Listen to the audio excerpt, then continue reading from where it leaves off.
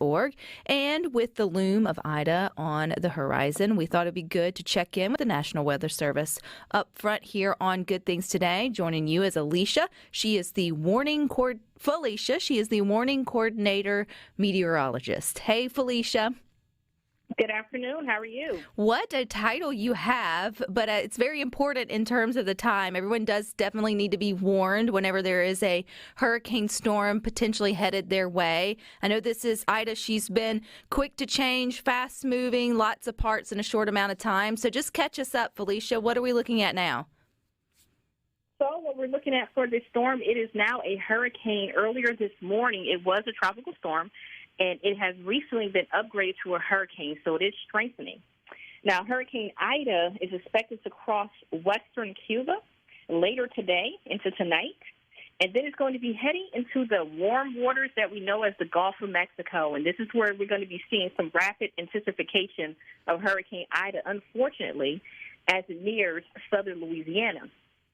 National Hurricane Center expects this hurricane to intensify to Category 3 strength before making landfall Sunday evening, Sunday night, which is a wind speeds of between 111 and 129 miles per hour.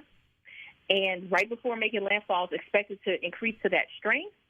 And then once it moves inland across southern Louisiana, it's going to shift to the north and east across Mississippi early next week, and then across Alabama and Tennessee as a tropical depression. So it's going to be weakening quite a bit by the time it makes it there by midweek next week. So we're in store for a couple of impacts here.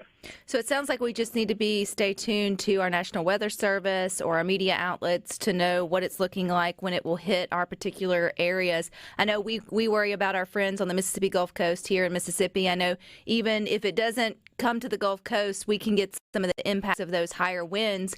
When should Mississippi really brace for any kind of impact?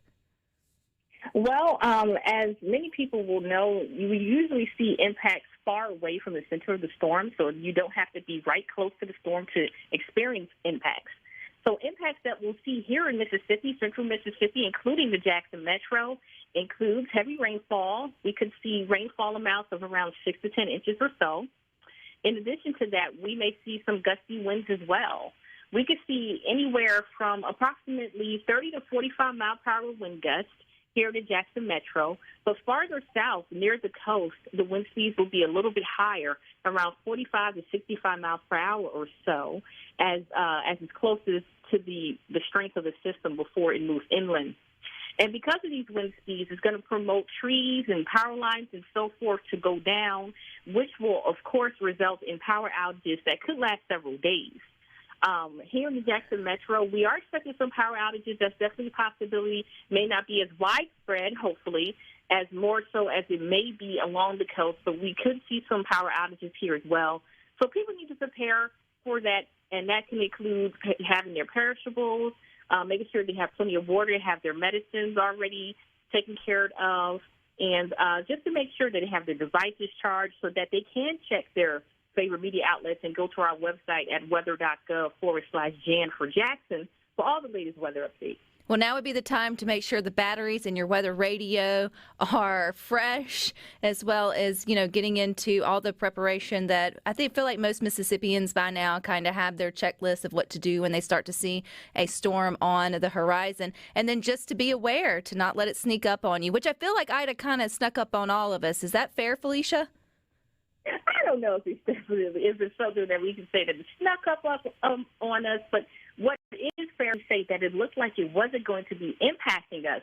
If people were paying attention to this storm last week, they may not have, then that's because this storm was projected to hit Mexico, which is definitely far away from Mississippi. But as the several days passed along and conditions wasn't quite as good as we thought it would be to keep it away from us, it kept shifting eastward. At one point, it looked like it was going to hit southeast Texas, and now here we are, and it's going to be potentially hitting southern Louisiana. So it's something that we have been definitely paying attention to. It's just that things have changed, and that's how the weather goes. Well, Felicia, maybe I should say it snuck up on me. I know that you guys at the National Weather Service have all your eyes and ears, and that's what you do to keep us safe, and you start to alert us and warn us whenever we need to know. Well, I didn't know I needed to know until like yesterday, so I feel like I'm playing catch up with Ida. But I hope that, we always pray for the best, but we hunker down and, get prepared for whatever outcome it can happen. You mentioned a website where we can get up-to-date information. What was that again, Felicia? Sure, it's www.weather.gov, as in government, G-O-V, /JAN, J-A-N for Jackson. And that's where you'll see the latest weather updates. It's pretty simple to navigate. At the very front top center, you're going to see what's called a graphical forecast, or a graphic cast for short, and that's going to give you a visual aspect of all the hazards that's expected when it comes to Hurricane Ida for this portion of Mississippi. Well, we appreciate your time, Felicia. Anytime you got some breaking news weather-wise, feel free to pop in on Good Things. You've always got an open floor here. Thank you. I appreciate your time. Everybody, please remember to stay safe. Thank you. Stay safe and stay weather aware. That is something that's very important. But I swear she snuck up on me. I didn't even know Ida was a thing until she was a thing. And then here we are talking about